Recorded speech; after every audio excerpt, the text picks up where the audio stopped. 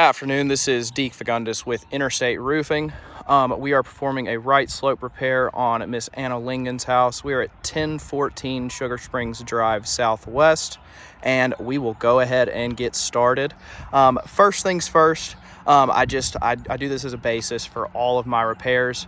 For one, I will be using a mag hatch, which is an industry standard tool. And any roofer that is worth their weight in salt is absolutely going to be using a mag hatch instead of a snake.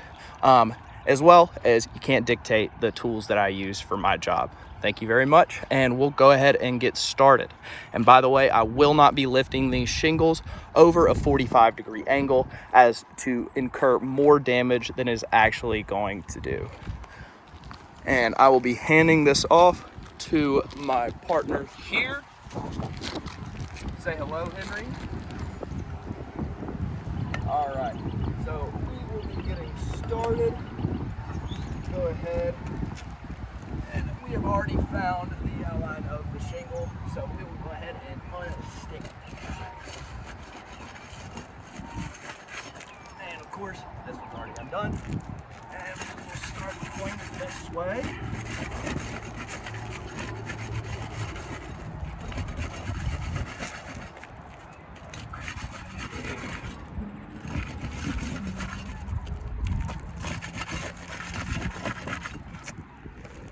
All right, so let's go ahead and give you a short update before we continue. So we've got no damage to these shingles whatsoever before we start this repair.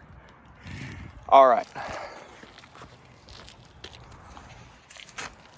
Okay, so I'm gonna go ahead and start pulling out nails. We'll start here.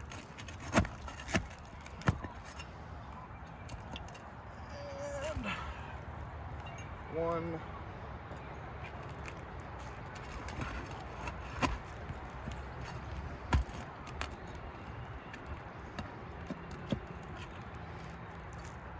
Two.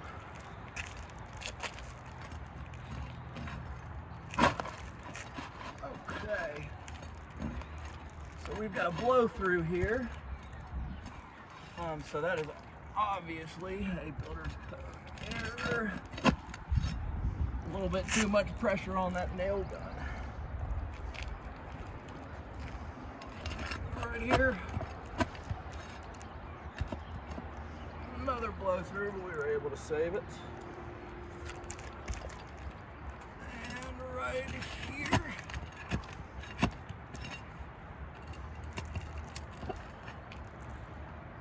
Okay. So let's double check.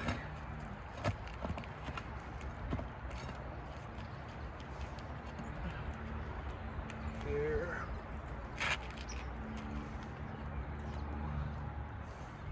And one more.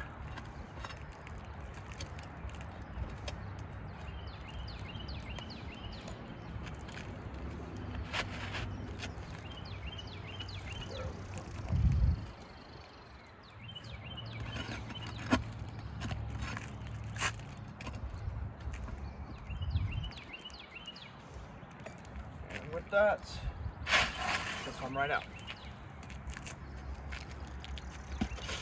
All right. So before we continue, we'll do another check-in on the damage so far. And what we can see is we're already having to have some matting breakage. We got a couple granules missing from a couple of these shingles, which is no surprise. Technically, this repair has already failed, but for the sake of science, we will continue. All right, so I have lined up this shingle. I have outlined this shingle to make sure that we are hitting the appropriate angle and I can form this properly. Okay, press all this down. Those adhesives to start doing their magic. And just from that, we've got a little bit more granule loss on this one, and this one especially. This one slightly, but we'll continue. So now I will start hammering these nails back in with the proper tool, the mag hatch. The reason that we don't use a snake is when you are using a hammer on a shingle, to make sure that a nail right here is getting nailed in, you are doing more damage to these bottom shingles than if we were to use a mag hatch properly. So to use this properly, we do not bend them past a 45-degree angle, and we will go ahead and get started. That's one.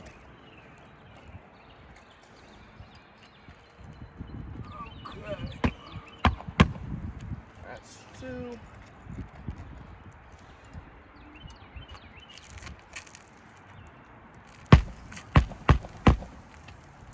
Three.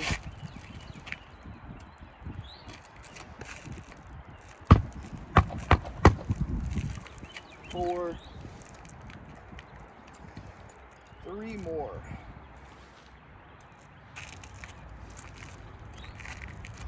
Okay. So right here.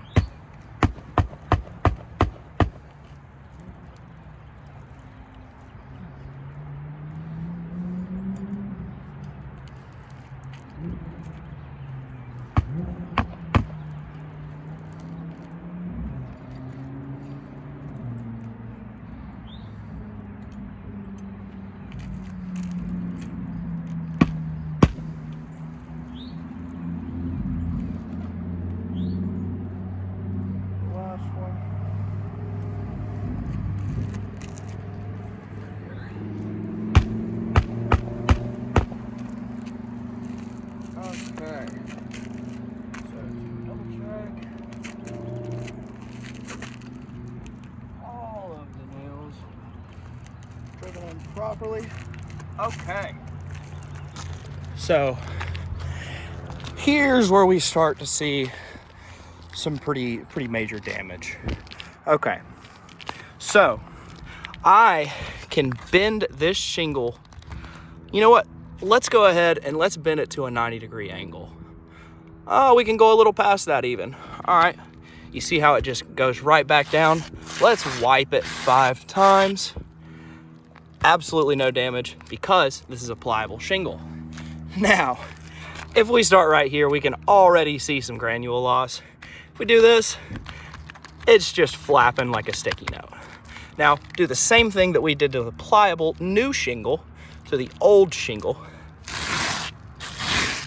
3, 4, 5. Obvious matting breakage. As well, as you can see, it just flaps around. Granule loss, obvious fail. So right here, so we've got a little bit. Let's just see what happens. See?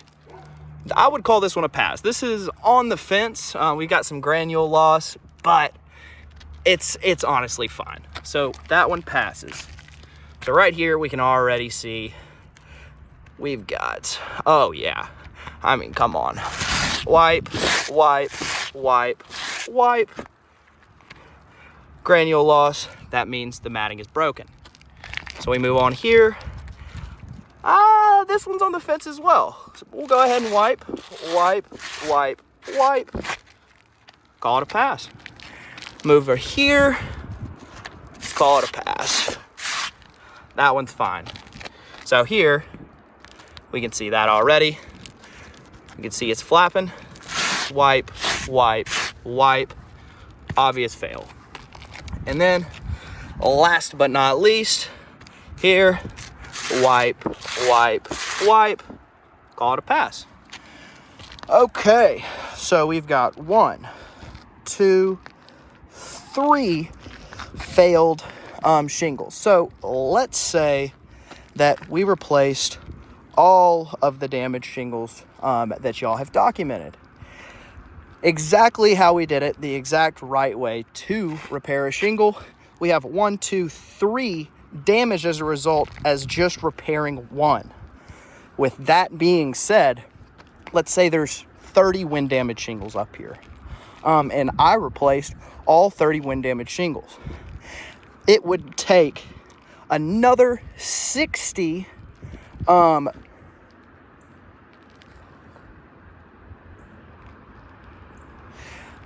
excuse me, I had a bit of a brain zap there.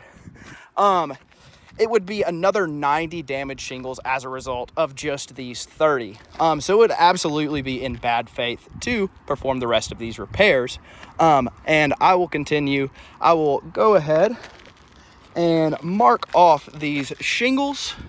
We've got a crease.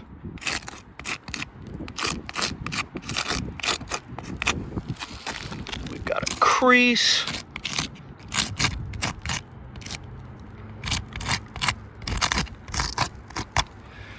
And a crease.